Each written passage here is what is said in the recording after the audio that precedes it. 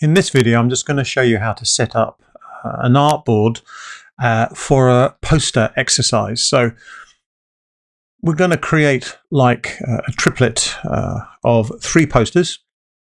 As you can see here, artboard 1, 2 and 3. And I just created a new document. I'll do Command N and just set the artboards to 3. And I'll do it as A4. That's all I care about. And I'm not fussed whether it's CMYK or RGB, but make sure the effects are 300 ppi, which should be by default. And that's what I created here. Now, I've zoomed out a lot so you can see them all together. And what I'm going to do is just discuss sort of the general layout for your posters. And also, since they're a triptych, a triplet as it were, they need, or they don't need to, but there should be some sort of commonality between them. And one of the simplest ways to make things appear similar, of course, is to put similar things or similar divisions on each one. You don't have to do this, of course, but let's create a shape, and I'm going to put them all, I'm going to put it on all 3. Now, I'm not caring at the moment about the proportions related to the page, but let me just, I'll do it in grey, something like that, so we can see. Now, first thing is I've just dragged it across all 3. So if I want to see how it looks all just one by one, as it were, under the view menu, I could go to trim view, and there we go, you see. Now, one thing as well, let me do a new document again. I haven't bothered with the bleed at all, which you might want to do. And the bleed is normally 3 mil, but something like this. So here now, I've got a common layout or a common background for each poster. So the design reflects between each one. There's a commonality between them. One thing to be aware of is, see, I've put this at the top. And if I click off that, we've got a portion at the top, and when it's at the top, it's sort of looking like it's sort of going up in the air, floating up in the air. So it's sort of light, as it were. But also it's perfectly horizontal. It's perfectly straight, which is fine if that's what you want, but it's a little bit boring. So if I click on this, I can easily change this by, let's change that, and let's make it something like this. I mean, it doesn't matter, but let's make sure we fit. And now we have immediately something more dynamic. And you can see the artboard 1, the first poster, is slanting up to the right, and artboard 2 more, and then artboard 3, and they all relate to each other. And immediately now we've got something more dynamic. And I could go further and add another element. And here we go. In this case, a circle, and immediately now we've got something that looks like it's sort of rolling down to the left. Obviously, whatever elements you decide to put in your poster will change the whole layout, the whole dynamics of the thing. But here I'm keeping it nice and simple. Nothing complicated, 2 elements, this polygon, and a circle. And of course I could put this circle anywhere, or I could copy it if I wanted to put it wherever I want, and so on. And I'm not paying too much attention because you can see it's going down a bit. It's not exactly right, but I could have zoomed in a bit and played around with it. So something like that.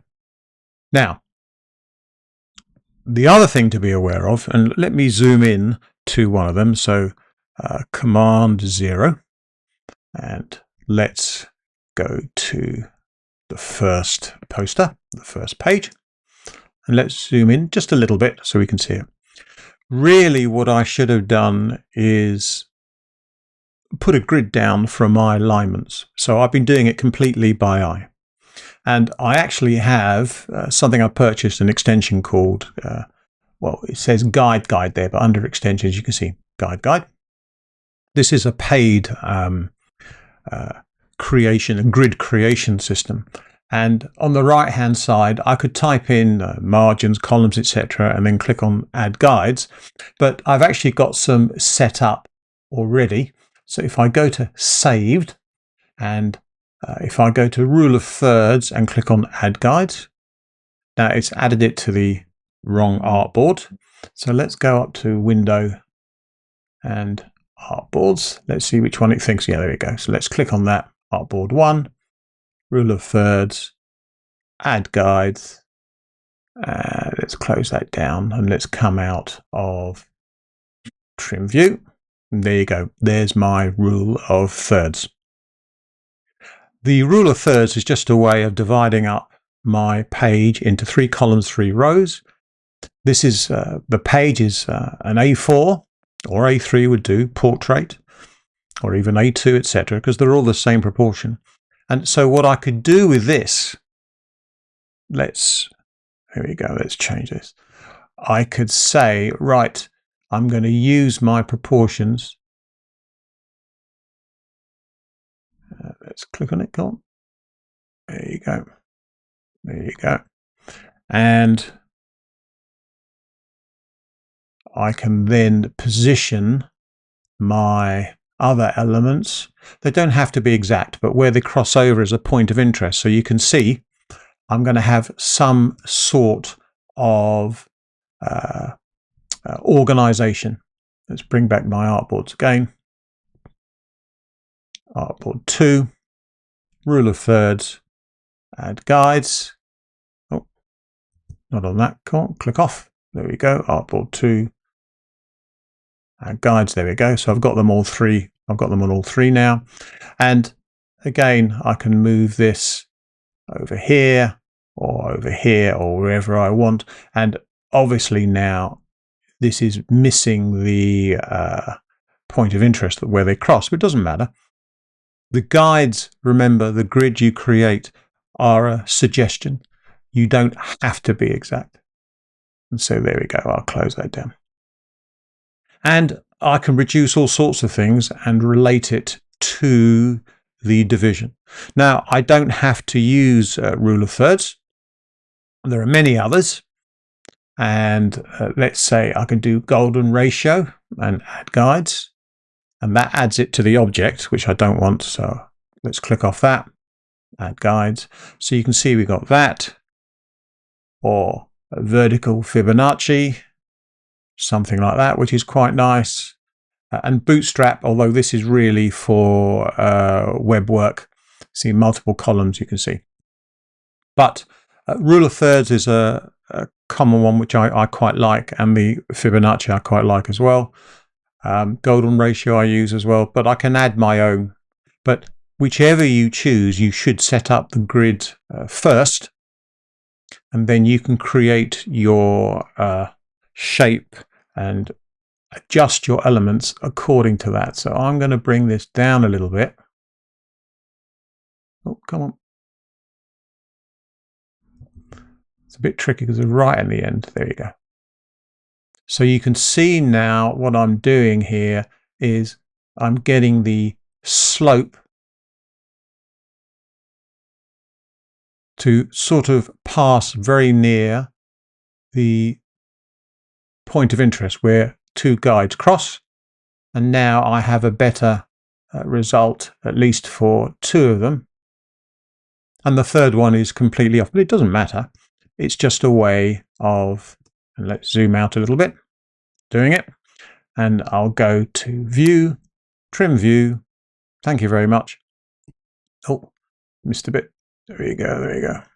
Let's take off the Trim View. Let's see where we are.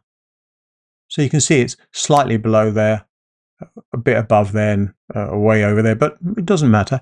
And I've got 9 areas, 9 segments for me to play around with, and 4 points of interest.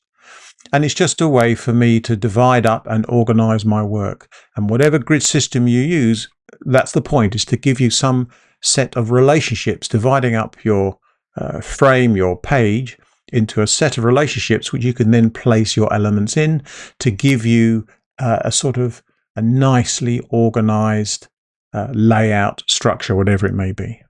But That's just a simple way of creating up a set of posters to relate to each other. And you can use whatever shapes and elements, text, images, whatever you want. It's entirely up to you.